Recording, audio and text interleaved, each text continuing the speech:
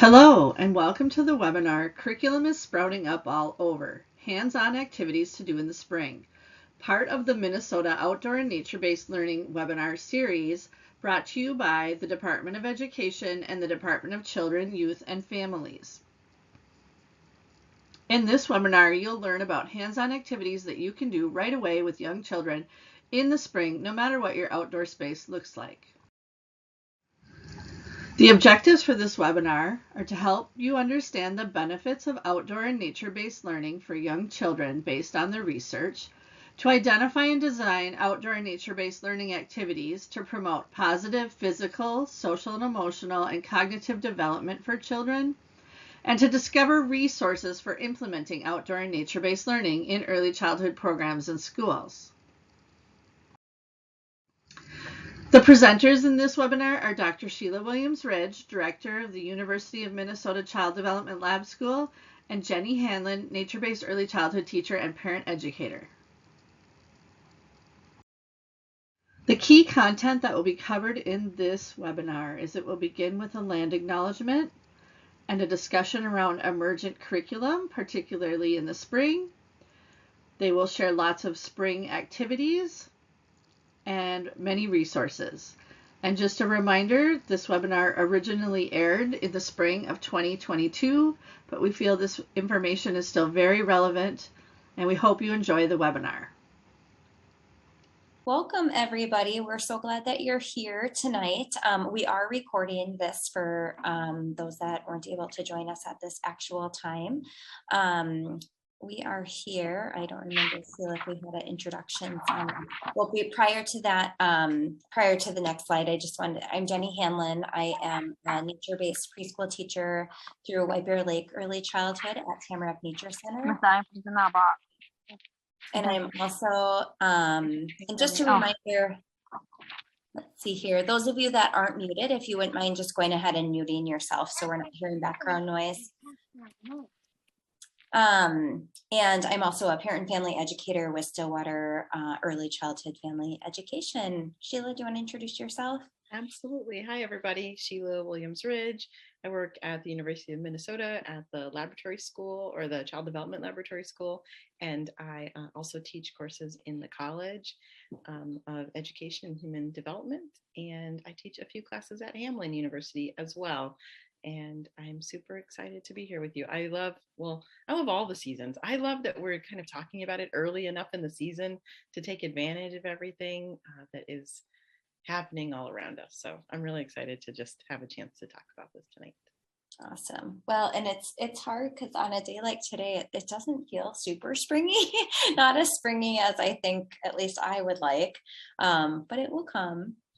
Yeah, I have a bit of snow here at my house still. Yeah, I have a bit, more than a bit even. Before we jump into the content this evening, I just wanted to do a quick land acknowledgement. You know, as nature-based preschool teachers, we recognize that we cannot truly connect children to the land without considering, acknowledging, and honoring the historical context of the land we teach on and the critical role Indigenous people have played and continue to play as the original caretakers and knowledge keepers of our earth. In order to do this, we have to educate ourselves. For most of us, we live and teach in the contemporary lands of Dakota and Ojibwe people. To learn more about the Dakota people and the historic and present day contributions, I strongly encourage you to visit the I hope I get this right, Ho-Chokatati, which is home to the Shakopee Mdewakanton Sioux Community Cultural Center, and features a public exhibit called Mdewakanton, I'm butchering this, Dwellers of the Spirit Lake. It just recently reopened after the renovation, and highly encourage you to make a stop at the gift shop during your visit to check out their collection of books. This is something that I know a lot of programs have started to build into their preschool teaching days. And I'm sure those of you that do a lot of webinars, especially kind of related to nature-based, you're probably hearing this more and more. So if you have any questions for us regarding land acknowledgements, don't hesitate to reach out. All right, and just to get us started with the type of curriculum that both of us really focus our work in, we use an emergent curriculum. It's really responsive to children's interest and what is happening in their lives. We integrate the standards and skills for both groups of children, but also individual children, and at the same time noticing what they're showing an interest in, what's happening in their lives. We it takes a lot of planning to do emergent curriculum, and also that planning has to be really flexible. So Anna, one of our co-creators of this webinar series, she couldn't make it tonight, but she put together a few slides that we're going to talk about tonight, and I'm going to go into some of her curriculum examples. But this is one where she put together thinking about planning and what are you hoping that children will learn and gain from the experience, and what's happening outside, because a lot of us spend a lot of our day outside, and that's what we really hope to do. We hope that the outside provides a catalyst for children's learning, that even if we do go inside, that they are carrying those things that they're really excited about that they saw into the classroom with them. So it takes a lot of work to do emergent curriculum well, but we feel like it pays off, and it really makes strong connections for children. And the next slide is just thinking, today I was thinking about what is appropriate for spring curriculum, and really anything. It can be anything, because it really is about the context that you are working in. What is happening in the lives of your children? So today, it started yesterday, a very small group that I was doing because an entomology professor had leftover painted lady caterpillars that he's like, I don't have anything to do with this. Would you like them? And so I asked the children, and we decided that we're going to have bugs on our summer camp t-shirt. And so we were kind of already talking about bugs. So I said, okay, let's bring that over. And so I had, these here, and I put some books out and some things to kind of generate children's interest as they were coming into the school for the day. And the children came up with really amazing questions about caterpillars, things that I don't know. But I told, the children, and I've told this to several of the teachers as well, like I asked, we can look it up in a book, we can look it up on the computer, or I can call like the entomology professor and see like what is the answer to the question, or we can try and figure it out ourselves. And the first child was like, yes, like we should just figure it out ourselves. And so that is the beginning of this curriculum. This can last for a week. It could have not lasted a couple of days, but other children have shown more interest in it and asked their questions. And so this is the beginning of an emergent curriculum, even though there are no caterpillars outside right now just yet. They'll be here very soon. I did see an earthworm that had come out when it was a little bit rainy, and then it got like put by the snowplow, the like brush thing. It was on the wall, and that's why I rescued it. I just put it in a plant inside. Hopefully it's happy there for a while. But emergent curriculum is really about thinking about what you have, what resources you have. All of those things are going to change, and so it can be appropriate for your curriculum now, even if it's not happening directly right outside, as long as you are thinking about how it impacts the children and families that you care for.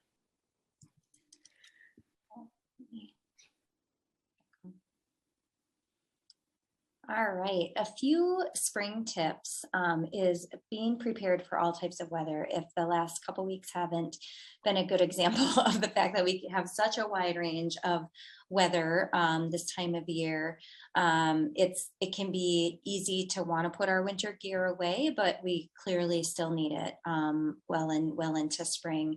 It's really important, as I'm sure those of you that have done any outdoor-based learning, is to be able to communicate with families regularly about weather appropriate clothing for the day or the week. We found that even sending a message at lunchtime for our afternoon class, because it's different, what they need in the afternoon tends to be different than what we needed to send recommendations for with the morning class. The other thing that can be really helpful is if you have extra gear, because sometimes families, they might leave their home pretty early in the morning. Their child may be somewhere else before they come in the afternoon and may not necessarily have realized all the ways that the weather might change in that time. So if you do have a gear library or something of that sort to help support the wide ranges that we need this time of year. Neighborhood walks are a great solution for days when you want to avoid the mud or water.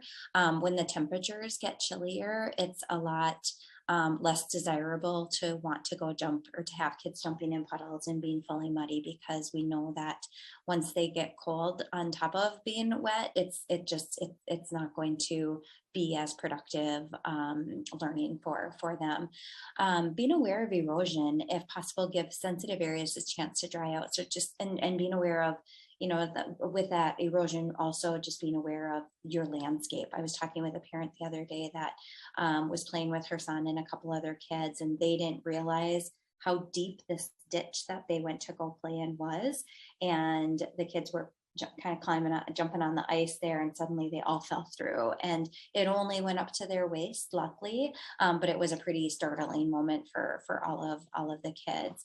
And mindset matters. Really trying to keep in mind how joyful getting wet and muddy and seeing all of these wonderful things in spring is for young children. And it can be hard. I have to admit, the past couple of weeks, it's been hard for me to stay in that joyful moment because it's been a little chillier than I'd like. But as soon as I see how the kids are interacting with the environment, it's a lot easier to like, all right, this is what childhood is all about.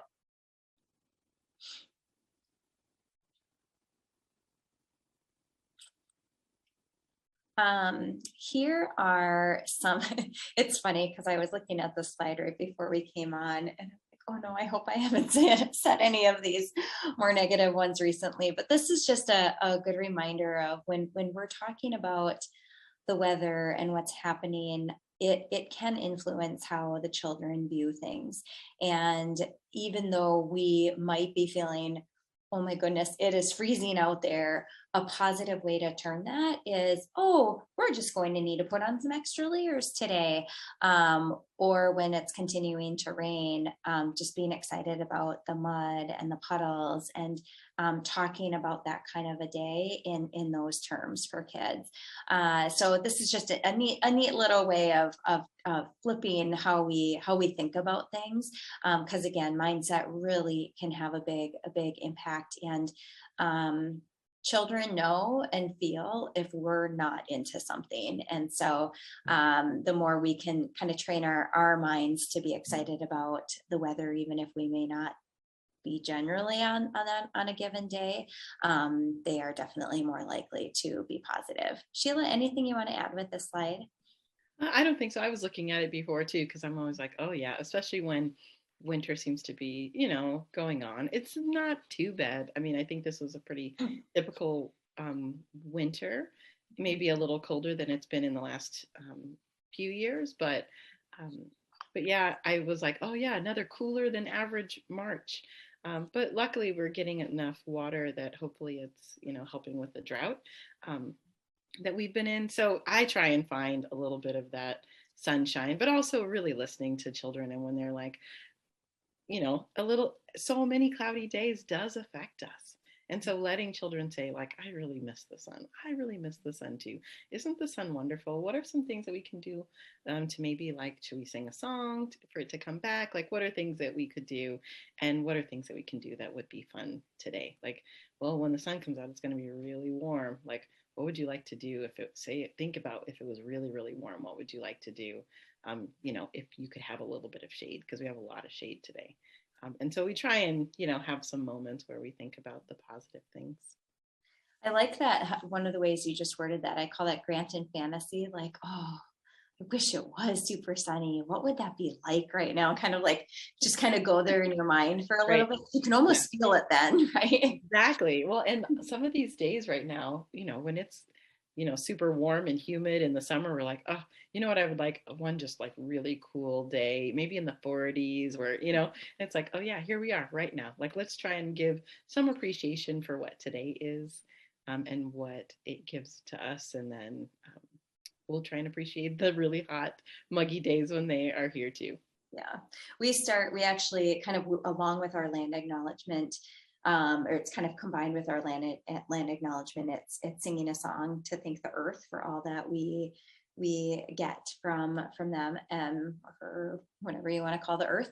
And we will say, yes, it is bringing that cold breeze, but these are some of the benefits that brings us. And even if it may not, all of that information that we might kind of share at that time may not necessarily sink in for all the kids, it's also kind of helping our own mindset and a reminder that, yes, we need this moisture, as you just said, Sheila. Right.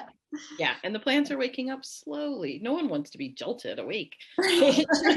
Like, let's wake everyone up really, really slowly. Yeah. So, Yeah. like one of those natural alarms. I think I'm going to have to use that when I'm teaching flex. That is a beautiful way of looking at it, Sheila. So I'm going to go over the next few slides about some spring curriculum ideas. Feel free to ask questions in the chat throughout this. We want to stop and answer questions and have some dialogue. So feel free to put things in the chat.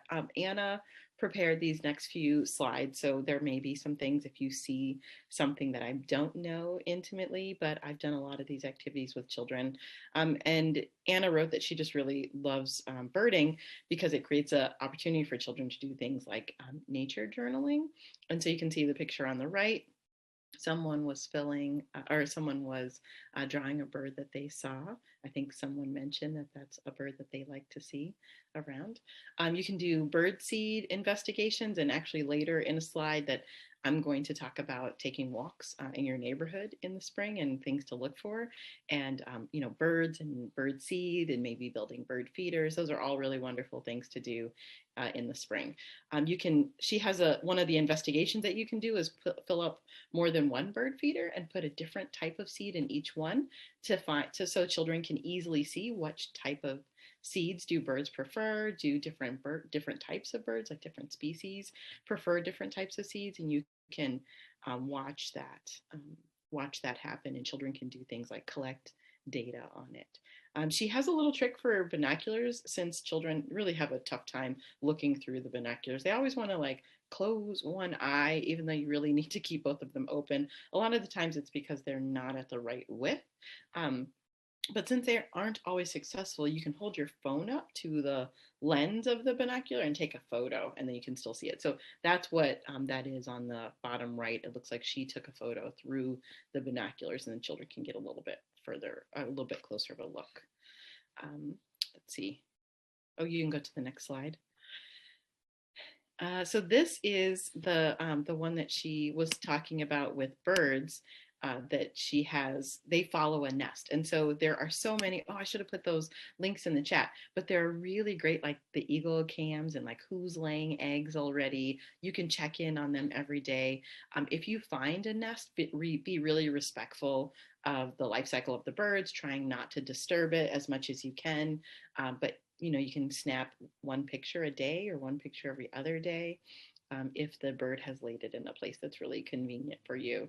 If you are respectful, I feel like the birds appreciate that. And of course, I think that they kind of notice. There was a bird's nest, and it was at my waist level. And so every day I would pass it on a walk, and I would just peek in and I would say hi, and then I would just keep walking. I don't want to stress you out, but you really chose to have a nest in the bush at my hip height.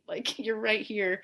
You're gonna see me every day. And so the birds stayed and raised her babies there, and then when they were old enough, she flew away. But trying to be as respectful as possible. And if you do find a nest blown on the ground or any baby chicks, make sure to try and put it back if you can, if you know where it came from. If not, contact the Wildlife Rehab Center. But birds always have their best chance if they're raised by their own parents. So we try and put them back as closely as we can. We had some in a tree next door, and one I think was just really adamant that he was ready to leave the nest. And I was like, you are not. And after 3 days of putting it back in the nest, and then it couldn't get back in there, we took it around the corner to the rehab center. But just, you can print the images for the children to look at. They can talk about sequencing. They can collect data. They can, watch it over a couple of days or over a week, or they can even watch it to see if a bird moves into that same nest the next year. And you can see they did some math activities with what birds they saw. This is kind of the example of who's at different feeders and who's visiting. Anna also shared some great resources that we have access to.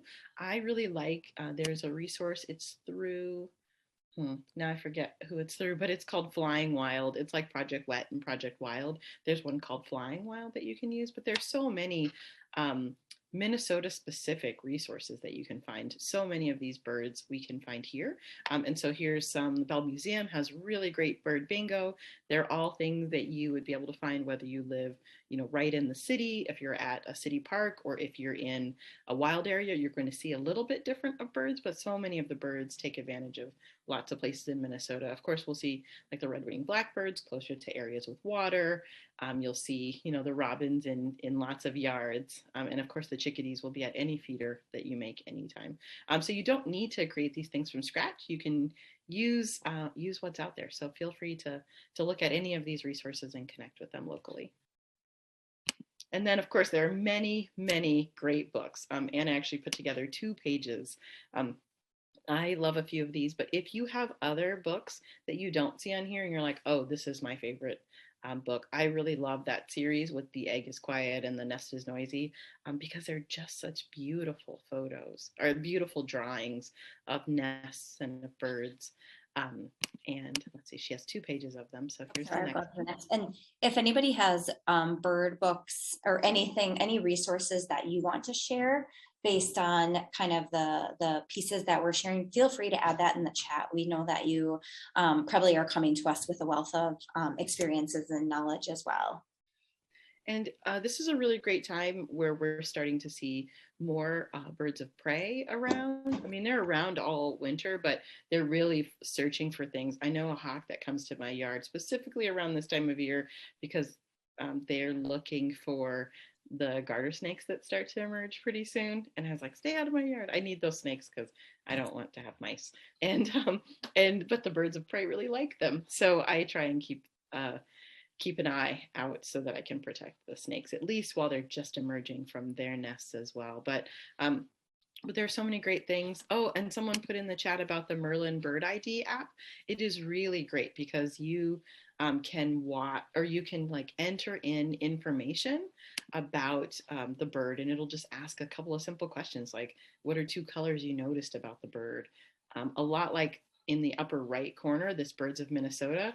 I love how that book is separated because it's like birds that are mostly blue, birds that are mostly red, birds that are mostly black. And it's a really easy way for children to start to learn the names of the people that inhabit their neighborhoods with them. Nicole shared Birds in Our Backyard. There's another app, it's called BirdNet.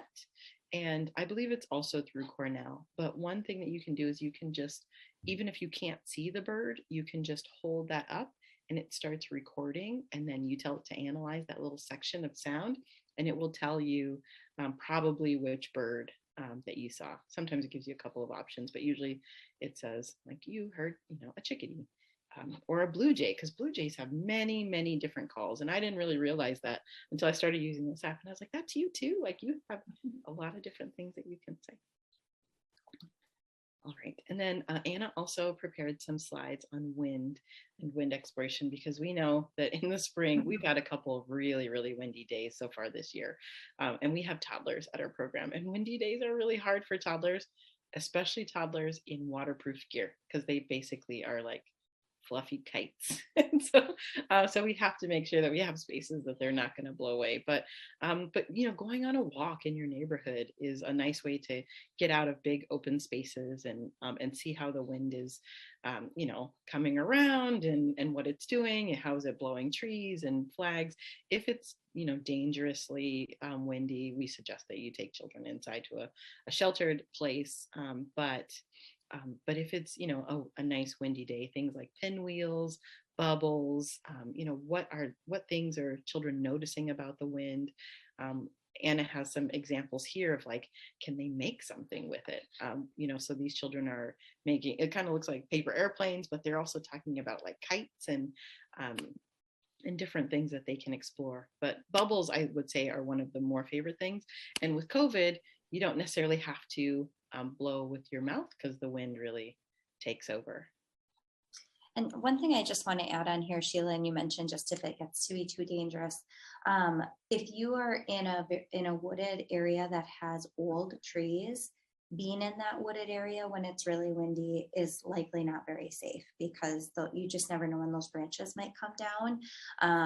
That's not always something people are thinking about, because I think we kind of take for granted thinking the trees are always going to just stay up there. So thinking about that, that you might just have to be a little bit more creative on windy days, depending on what your space is. And Sheila, I'm still laughing. I had never really thought about that with toddlers. When they're in a rain suit, they are like a kite, and they're pretty light. Yeah, we've had them being like blown around quite a bit. So Anna also really wanted to bring in this kind of engineering design challenge, because it's a really wonderful way, especially if you have children who are interested in like how to problem solve, how to think through, what can they build? Sometimes we have those like real tinkerers in our class, and this is a wonderful way. Wind is a really great way to engage them, because it's special, right? It's novel. It doesn't happen all the time, and you can't make it happen. You can only take advantage of the wind when it's windy. There's not really much we can do except for bring in a fan or take out a fan. But this is the most authentic way. So she wrote, wind provides many opportunities for children to go through the engineering design process. And children naturally go through that when they're involved in problem solving. So some examples of challenges that she talked about were using different materials for a kite, especially using materials that might otherwise be trash, or that you might recycle, because hopefully you can still recycle them afterwards. Making a wind vehicle, which she had a photo of on the page before, using different materials, putting holes in like bottle caps or buttons so that children can make wheels out of them. How do you get a wheel to roll is a problem that lots of children like to problem solve. Using paper clips, used paper, chip bags, all sorts of reusable materials. And then they can also ask questions like how to make a bubble wand, how to make really big bubbles, how to make lots of small bubbles. Children can use pipe cleaner, string, really lots of different materials that they can find. We use cookie cutters sometimes to see if we can make different shapes, which, I mean, don't spoil it for them, but it always makes the same shape. But you can use all sorts of things, and children were like, "Oh, I'm going to use the star cookie cutter because it's going to make star-shaped bubbles." And we're like, "All right, let's give it a try." That process of problem solving, and I wonder why it doesn't work, can be really great. And then inquisitiveness, investigating and experimenting with materials. These are some of the things that are benefits to them, the wonderment, the immersion in this like exploration that they are trying to figure out and think through. All right, and then as Anna, if any of you have ever met her, gone to one of her presentations, she always finds really amazing books. I'm like, oh yeah, I forgot about this one. Yeah, there are just so many good books about wind. So this is the page. The Dandelion Seed is probably one of my favorites. Any good books I haven't used before? All right, I'll go to the next one. And does anyone else have any books about wind or things that they like to do on windy days with children?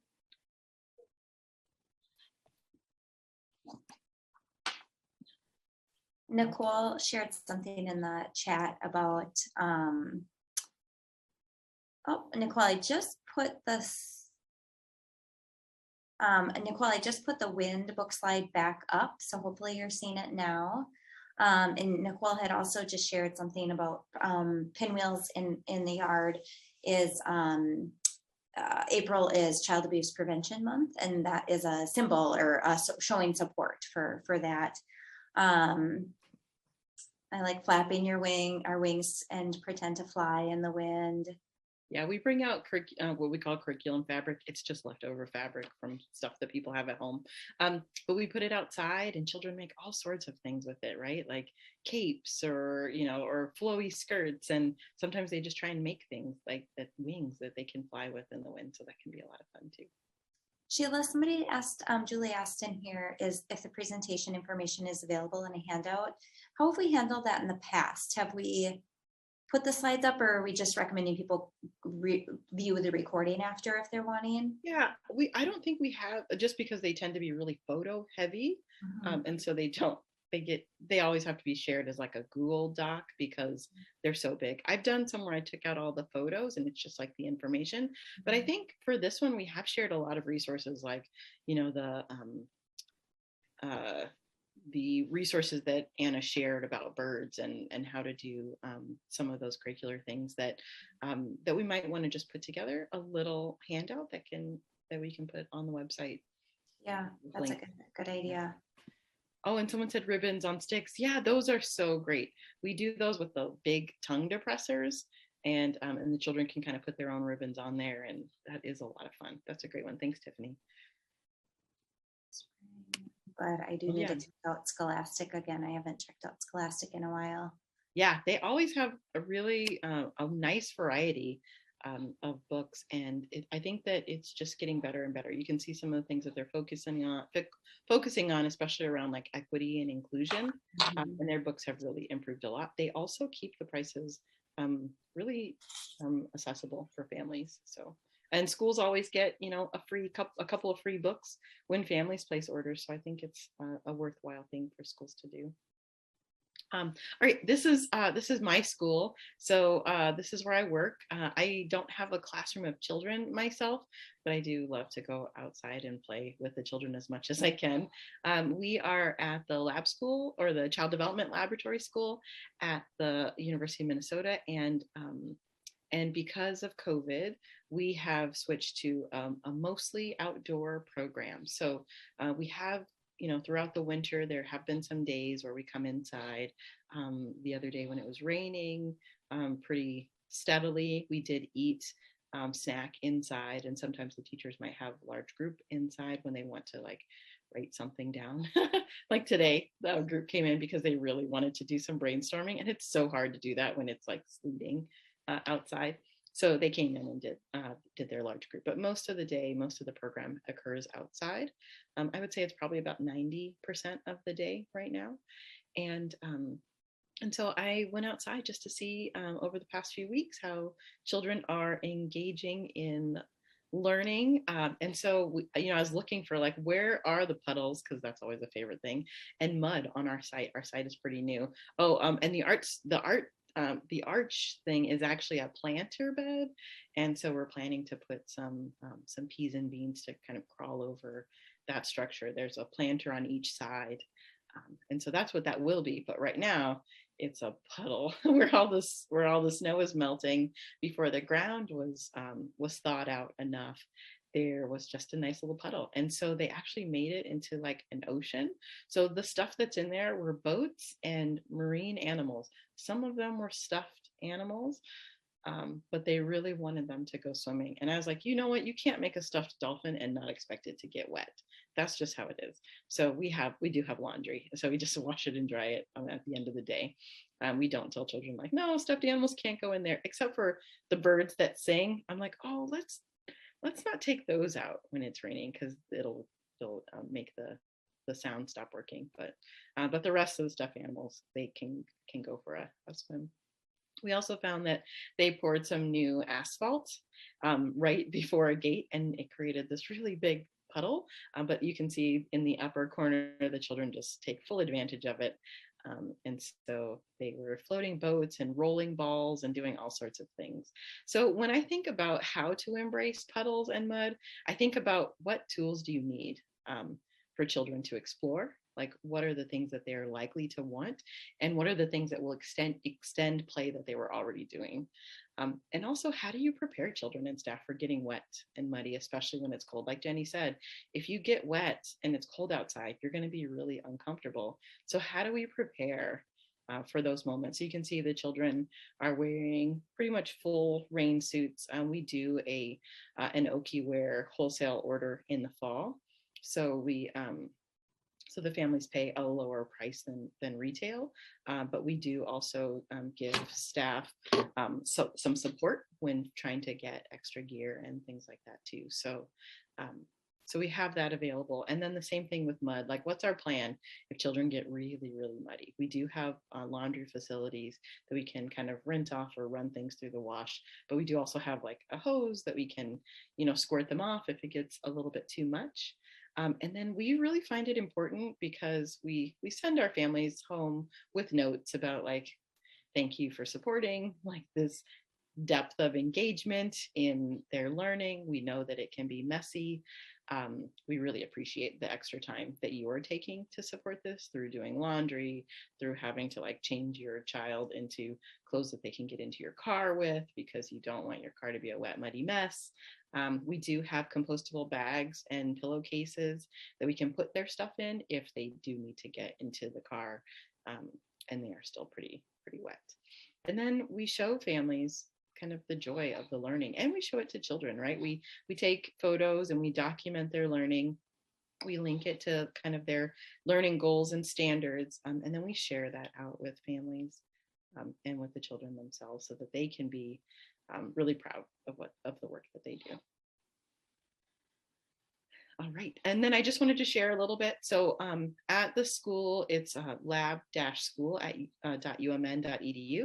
And on our community outreach page, you can actually link right into the classroom documentation. You can see their weekly lesson plans, which are all based on what had happened the week before. And you can see what they've been doing. So this is from last week. In our toddler classroom. So you can see as the snow was melting, the children were doing lots of different things. You get puddles in places that you didn't know you were going to have puddles. Sometimes it's really convenient and sometimes it's not. We link children's learning to the early childhood indicators of progress for Minnesota.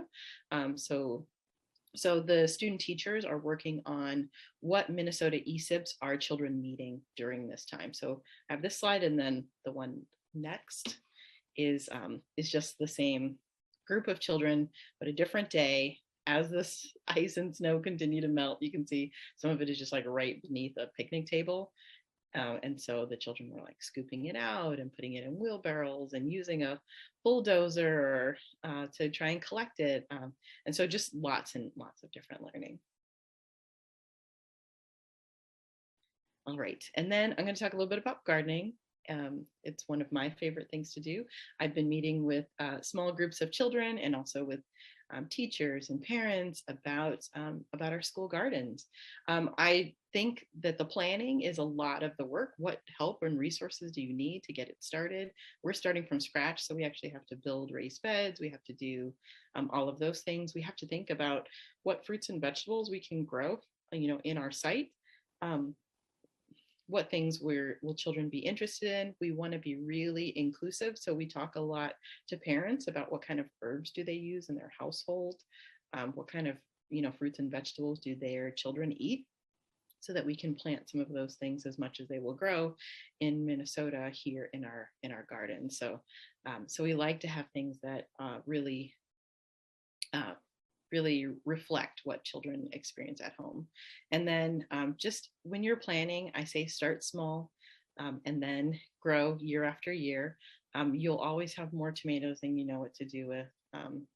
And then you don't have to, you can just plant a few things. Don't forget about summer, because whatever you plant, you may be on a different site.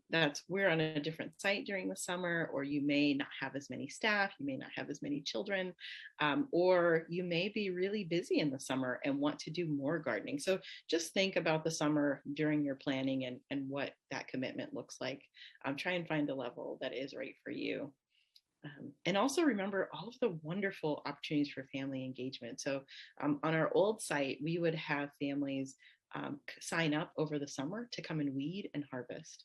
So families who came to do weeding while school was out of session, usually in July and the first couple of weeks of August, we would invite them to just come in, and anytime they came in to do weeding, also doing harvesting, so that the fruits and vegetables would continue to be enjoyed by the children. So we opened up our playgrounds to them for the summer. And families also enjoyed, donating supplies, their time, seeds that they have maybe from last year that they're not planning to grow again this year. We just did a call out for any families that, might use like individual yogurt containers, or like sour cream cheese, if they like it in kind of a tub, that all of those things are really great for getting plants started. And so we're trying to do that as much with recyclable materials. We'll start our plants in there, we'll transfer it into the garden, and then we'll still recycle it later. So it's just giving those things a little bit of extra life and talking to families about how we can reuse things. And then, of course, the documentation, right? You want to have things that children can do in the garden, learning about, how plants grow and what plants need, taking lots of photos. Rulers are really helpful to have in your kind of gardening bag, so that children can measure and compare. This is growing faster than this, or this one is taller, this one is, shorter. So rulers are a wonderful way to do that. You also sometimes need them when you're planting to make sure that you're giving things enough room to grow. Journals, like Anna mentioned, are really great for documenting what are children noticing about the garden. And then having like a grid or dry erase board for children to start ideas about what they want to grow, what is growing. It's always good to keep a record of what you've planted where, especially if you have multiple groups of children using the same gardens.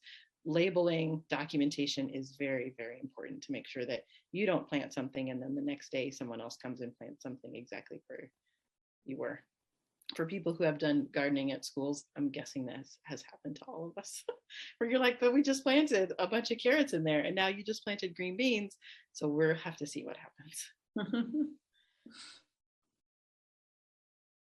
And I just shared a couple of pictures.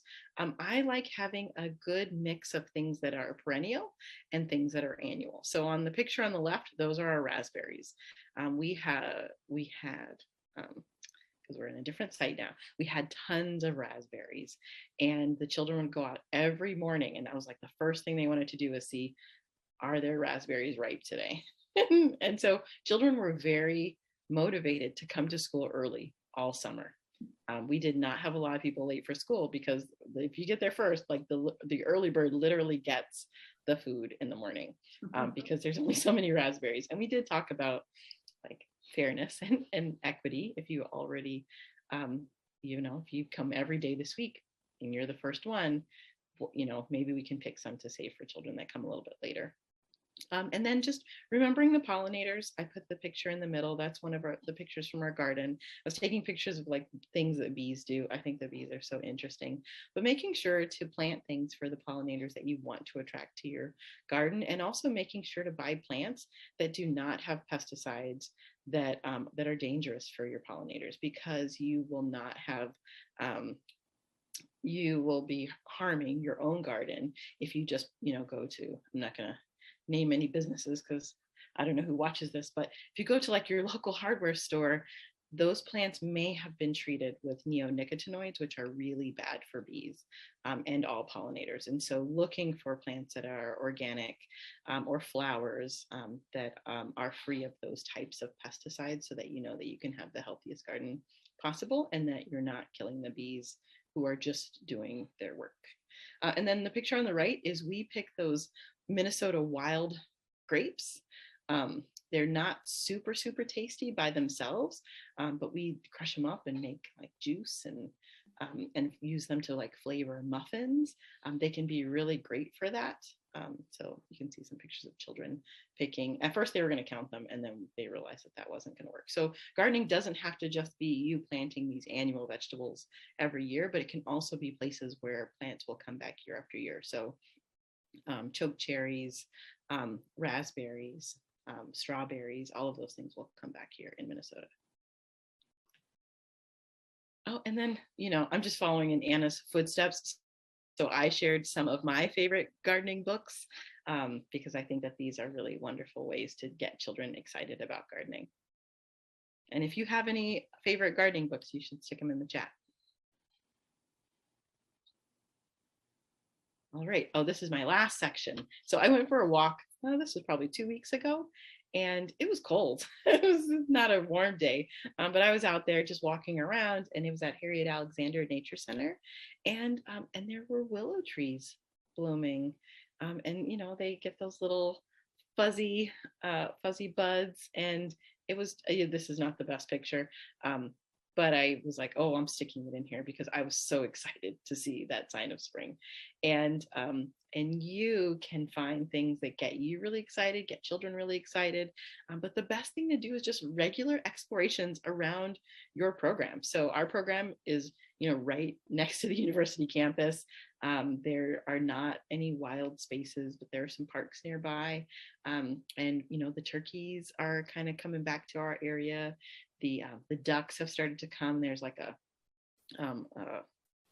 water reserve from a parking lot kind of near our building, and the ducks are there. And so children are starting to notice those things. But, just regular exploration around your building is really the best way to engage with that, right? That's when children are going to see like change and progress and all of those things, and encourage children to use their senses, right? What are they hearing?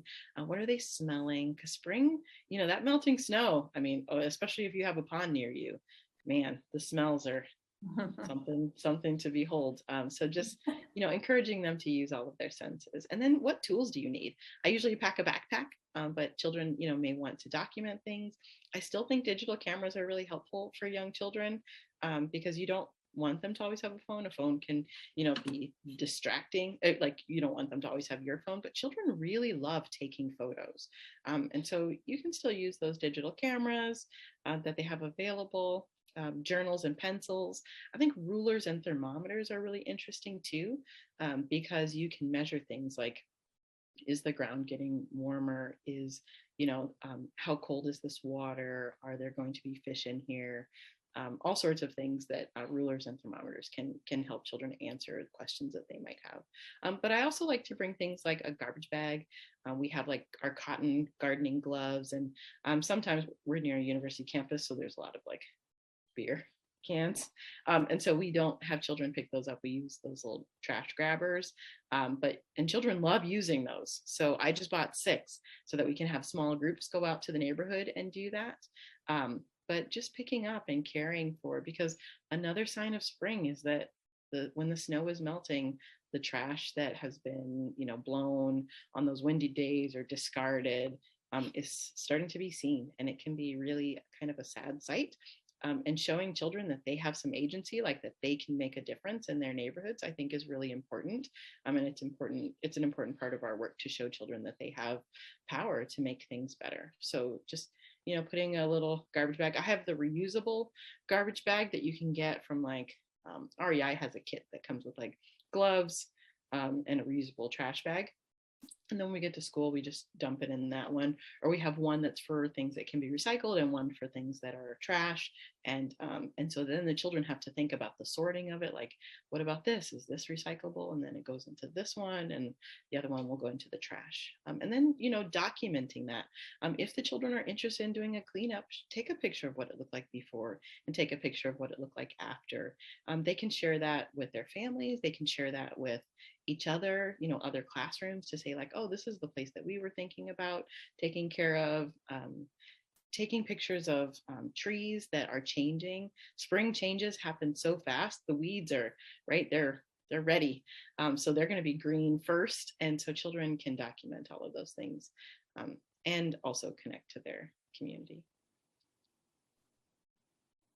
So I feel like I've been talking for a long time, but that's because I had to do Anna slides too. You're fine. I had a small group last week, and we were talking about birds first, and then we found one pine cone on the playground, and they're like, well, I wonder why our playground doesn't have any more pine cones. And I was like, well, like, let's go take a walk and we'll see. And so of course, I mean, I know where the pine cones are and I know where that pine cone came from. So I was like, well, let's grab some baskets just in case we find some. And so of course we get to this tree, and then the children are starting to put together that every time we see a tree that's green, there are pine cones, right? Mm-hmm. And so without me having to say anything, they're already starting to sort trees by like deciduous and conifers. And I had to say nothing about it because they're like, oh, if we look for another tree. But then of course we found a couple of pine trees that had no pine cones. And now they have even more questions, which are really great. I didn't answer anything. I was like, oh, that's very interesting, right? And then we can keep that going because I can answer it and then it will stop the investigation. But now they really want to know. Why do some pine trees have pine cones and other ones don't? And so they're invested in learning the answer. They also were counting pine cones, and then they talked about what, at first they just wanted to collect them, and then they started to think about what they can do, and now they want to make a lot of bird feeders. I mean, we've got like 100 pine cones, and so they're like, now we can make them into bird feeders and feed all of the birds in the neighborhood. So that was a really wonderful hike around the neighborhood. And you can see we're not like out in the middle of anywhere. It's just some pine trees next to an apartment complex. All right, Jenny. And if you have any more ideas of things, I see a couple things in the chat. Oh yeah, some people shared some fun things about gardening, but if you have any other ideas for curriculum around things that we're talking about, just go ahead and put it in the chat. And I think I just have 2 slides, so I'll try to be pretty quick just so we have time for some questions. Pond dipping is something that could be done it doesn't have to be a giant pond. It doesn't have to be a lake. It could be a drainage ditch, as long as you're not letting kids obviously like immerse like their face into it, of course, but just getting some nets that you might use if you have fish as pets at home, those kind of nets as you see this little guy in the bottom corner using. And it's just such a great way to be able to investigate what's happening and what's growing, what animals are in there. One of the things that we'll talk a lot with our students about is what is a healthy habitat for animals. And if you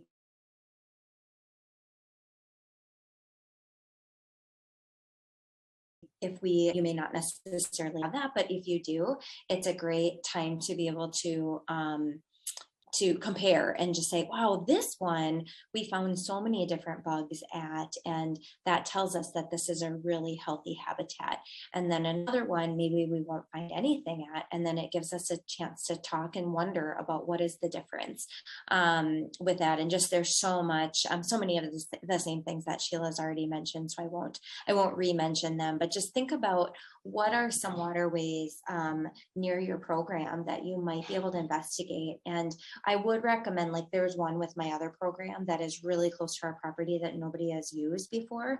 I don't know how deep it is. I don't know like how gradual it is. And so before I'm actually doing a training for their program next week, and before I do that, I need to make sure I go in with my rubber boots to just kind of gauge, like, is it actually legitimately something that young kids could go exploring close up? So do some kind of checking of that before you bring kids there.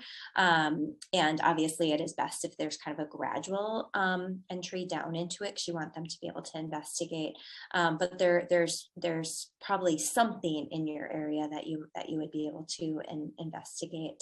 And I just love all the different things that the kids find. Map making, this is one of my very favorite things for us to do in spring, and really it could be done any time of year. The reason I like doing it in spring is for our program, we've now had the kids since September, and so they know the space really well. But there's also a lot of different things you can map out. This is the time of year that we're thinking a lot about what's happening to those waterways that are at our program. We got to see them in the fall when there was water. We got to see when there were starting to be ice. We got to drill a hole in it when there was a ton of ice, and we see that it's starting to melt. And so mapping out those, this little guy, actually both these photos are going over to our garden. Now this wouldn't have to be a giant garden like we have at Tamarack. It could even just be one raised bed garden, but we asked the kids to draw a map for our naturalist gardener of where they think the different vegetables and flowers should be planted. And as they do that, they look at the signs and they start writing the names of the vegetables and get really excited about that. And so with preschoolers, they're so much more ready to do some of those things at this point in the year than they were in fall. And so again, just a neat thing to do towards the end of the school year. We've also done maps of where all the maple syrup trees are, where the maple trees are that we're tapping because we're out collecting. So again, another big thing that you could do in spring. You could map out your neighborhood. And trying to think of another one we did recently. We did one as a group first, but then they've been doing them in their journals as well. And so again, you can see all of the different ways that we're hitting on the early childhood indicators of progress just by these activities here. Great, I love the questions. How many students are typically in your programs? Sheila, how many, so you said 240 children overall, how many would be in per class and how many staff would that be? And then I can answer that for my program as well. Yeah, our program starts with infants and goes all the way up to preschoolers. So in the infant classrooms, there are, up to 9. And then we have 3 toddler classrooms and 8 preschool classrooms. So there are up to, well, with COVID, all of our numbers were a little bit lower, but we're going back up to our regular numbers of having up to 18 preschoolers in each group. And then our toddlers have up to 14 in each group. And that's at Tamarack, White Bear Lake Early Childhood. We have, next year it will be 17 for any class with 3.5 to 5-year-olds. This year it's been 18. And that is with 3 adults, a licensed teacher, an early childhood naturalist, and an education assistant.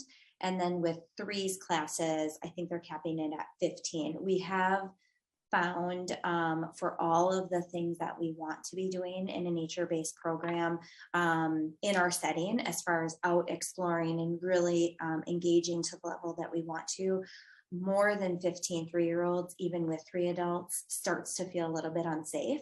They're still learning bathrooming and they're still learning how to dress themselves, that sometimes one adult is pulled away to help kids, and it just does get really, really tricky.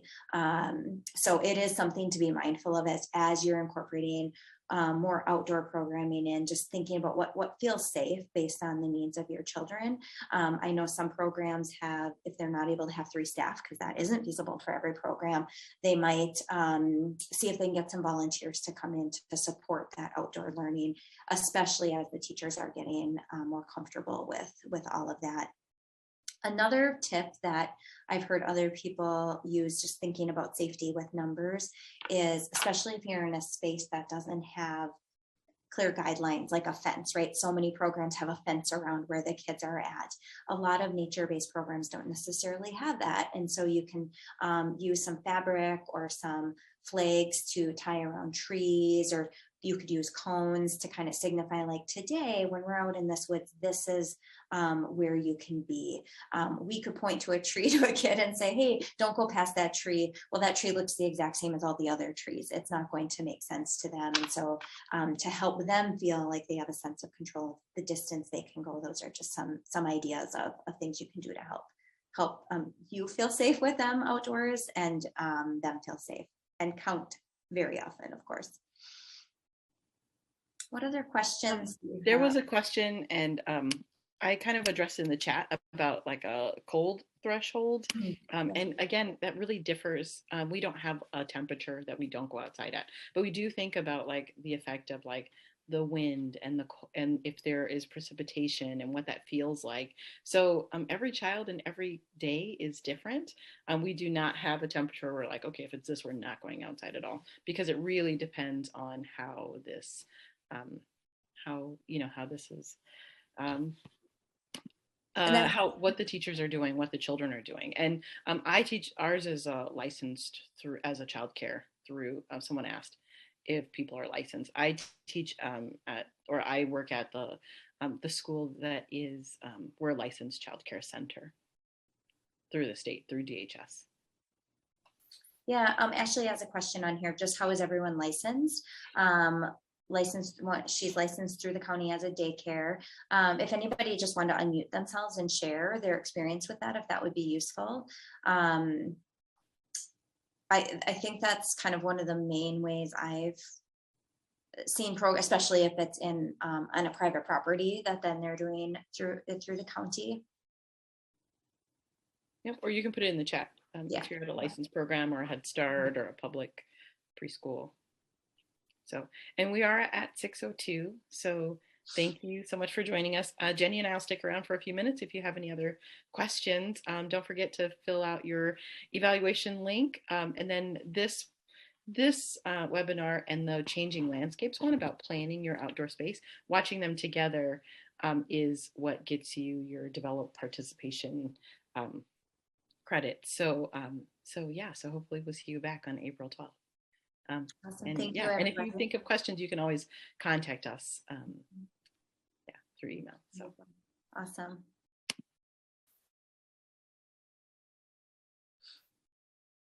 all right, thank you.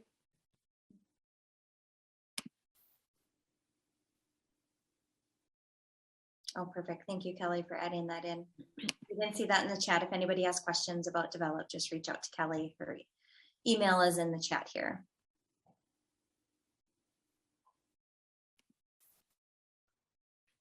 Thank you so much, ladies. This is wonderful. Thank you. Thank you. I wanted to be taking notes, Sheila, as you were sharing ideas, because it's, it's even though, I don't know, there's just always new ideas you can get, even Always. if you've done them. And reminders like the wind. I was starting to think about how I'd like to do that with some of my toddler classes in ECFE. I was thinking too, my question was with the plants. Well, and people are staying on here.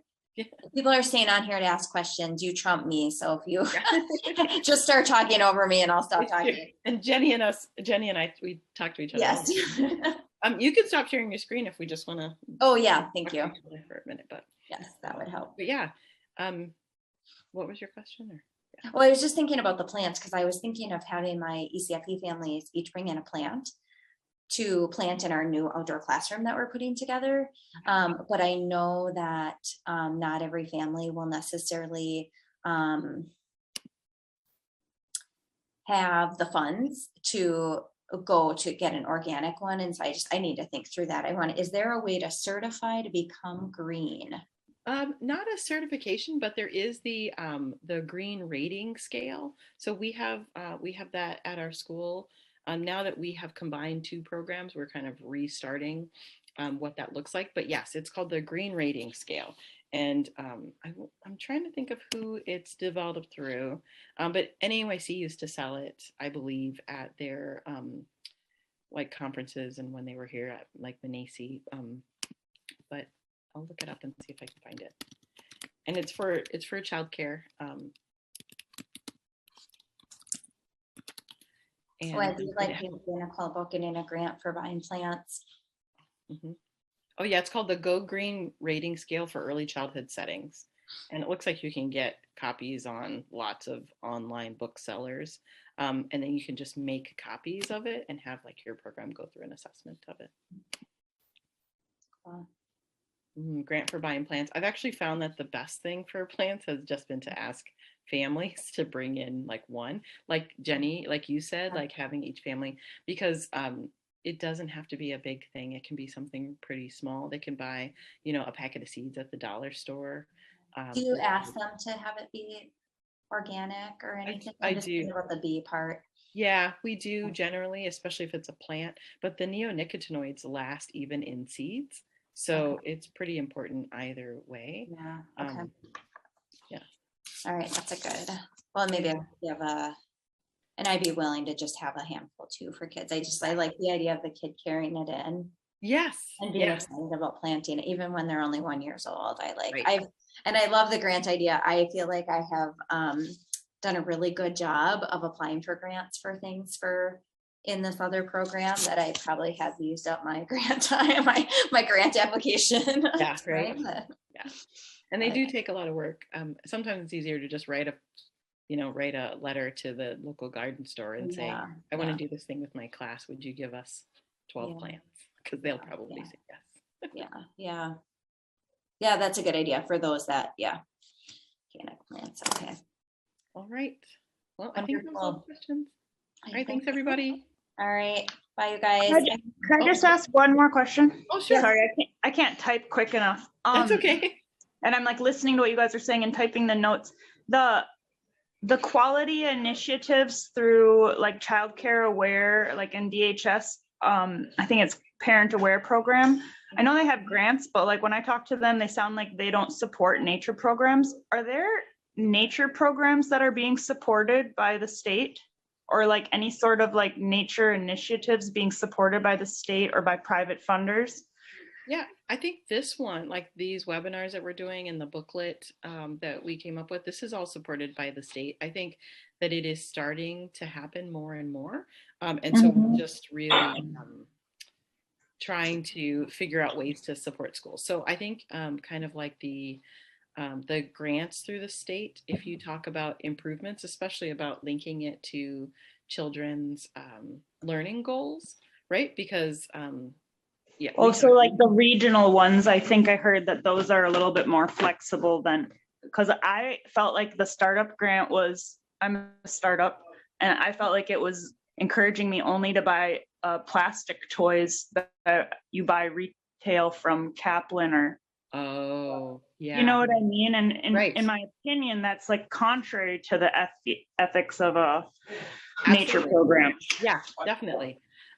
Yeah, and I think that that's true. We also, at our last talk, we talked about the DNR No Child Left Inside grants, because they have those too, and those are specifically for things like that. But it would be great if we could have even better examples of what people can buy with their grant dollars through the state, through like Parent Aware or wherever they're getting some support. But what are ways that they can support children's development in a more kind of holistic way? Yeah, your REI reusable trash kit and idea of trash grabbers for the kids was really helpful. I don't know if they have trash grabbers just for kids out there, like that are small, like special for their hands. Yeah, they're like telescoping. So I always just like set them at like their smallest. Got it. But the telescoping ones work really well. I do try and buy ones that are made out of mostly metal, very little plastic, so that they can hold up to like children using them over and over again. Yeah, exactly. I had a hard time finding like metal snow shovels this winter, and the plastic one that I had from a garage sale was like broken within a week. Exactly. So yeah, it is worth it to buy kind of higher quality things because they're going to last longer. And we know, like, when we have this many children using them, every day, and we're outside for hours every day, it won't last long if it's like a really brittle snow shovel. So yeah, we should put together just like a catalog of the things that we use. We haven't done that yet, but I have so many ideas. I have a book that I worked on with a good friend of mine, and it's specifically about like low cost things, but also quality things.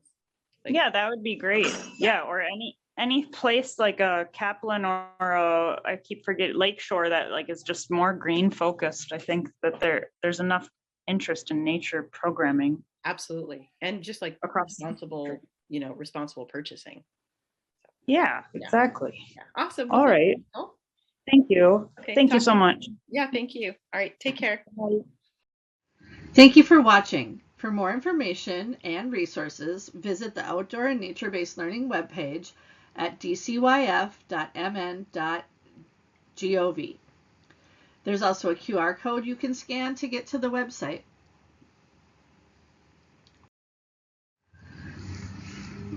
For watchers who need develop credit, this webinar is part of the Outdoor and Learning webinar series Spring. You must also watch Changing Landscapes, Planning Your Outdoor Space. Once you complete both webinars, email kelly.kazik@state.mn.us and request the Evaluation of Learning survey. This webinar event can be added to your learning record once your survey is received and reviewed. If you only need clock hours, please email kelly.kazak@state.mn.us and request the evaluation of learning survey. If you have any questions or would like a copy of the slides, please email kelly.kazak@state.mn.us. Thank you for joining us. Have a good day.